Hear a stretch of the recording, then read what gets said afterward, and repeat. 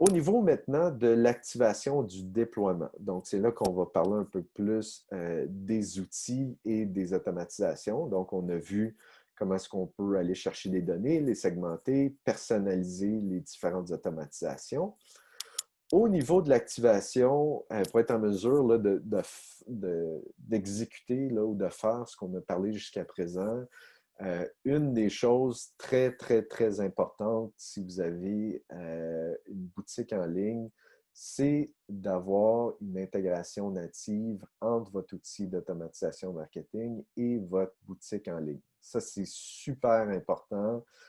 Je mets l'emphase sur native, donc l'intégration devrait être très facile à exécuter, c'est-à-dire que la plomberie est déjà en place, on a seulement besoin d'effectuer le branchement. C'est avec cette intégration-là que vous allez être en mesure d'avoir toutes les données transactionnelles attachées à la fiche contact, donc à la fiche de votre client. Donc, c'est à partir de ces données-là qu'on est capable de segmenter, de faire les différents segments VIP, clients fidèles.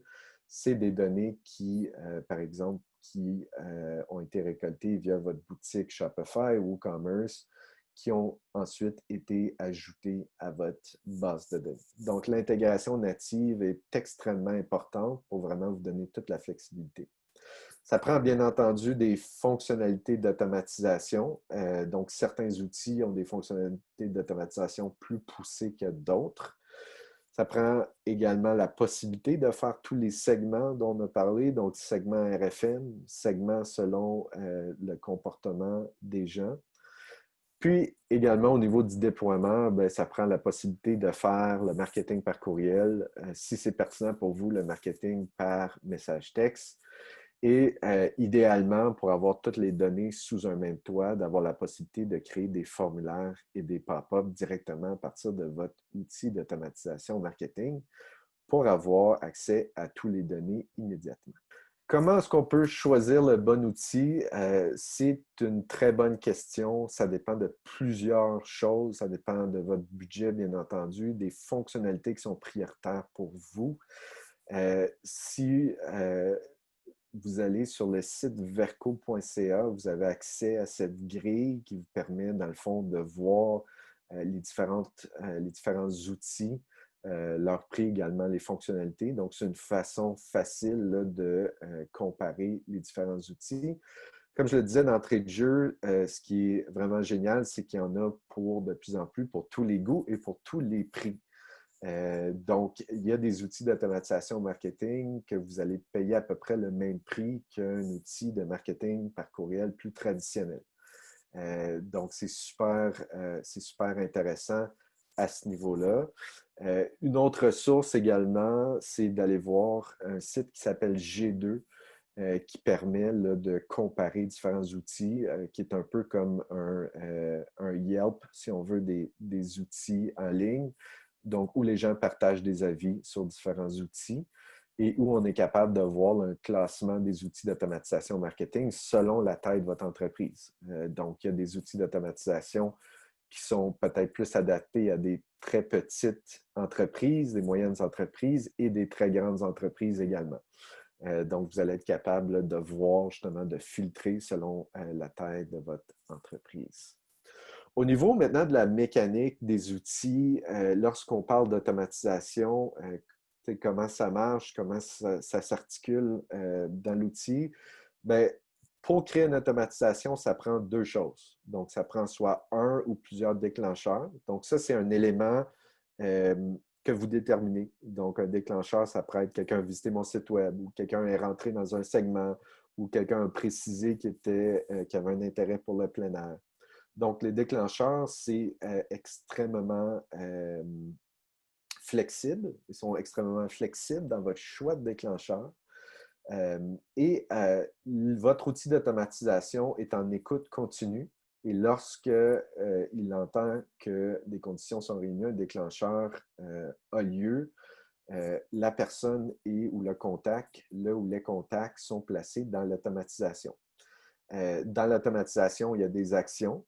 Donc, il peut y avoir un ou plusieurs courriels. Il peut y avoir des actions d'attente, des actions de segmentation.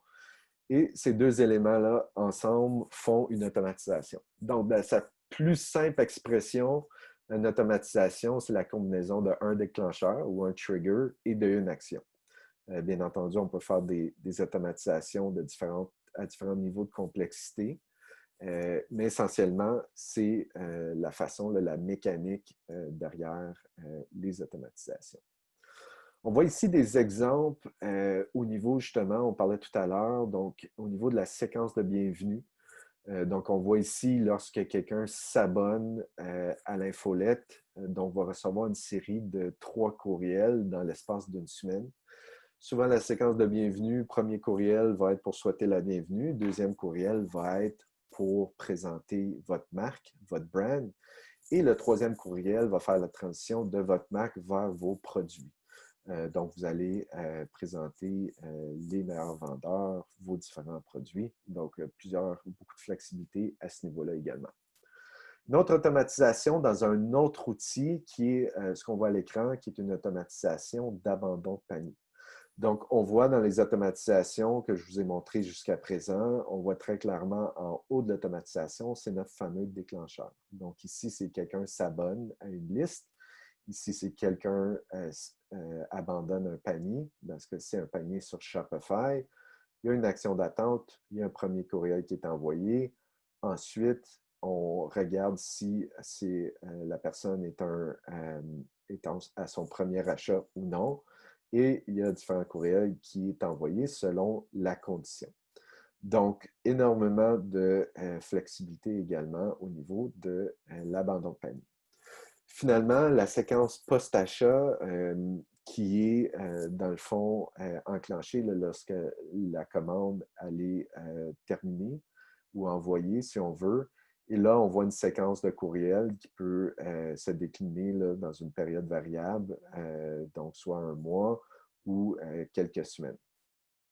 Donc, dans toutes les automatisations qu'on a vues, ces 3 automatisations-là sont les automatisations qui donnent les meilleurs résultats, si on veut. Donc, ça serait pour vous des automatisations à prioriser.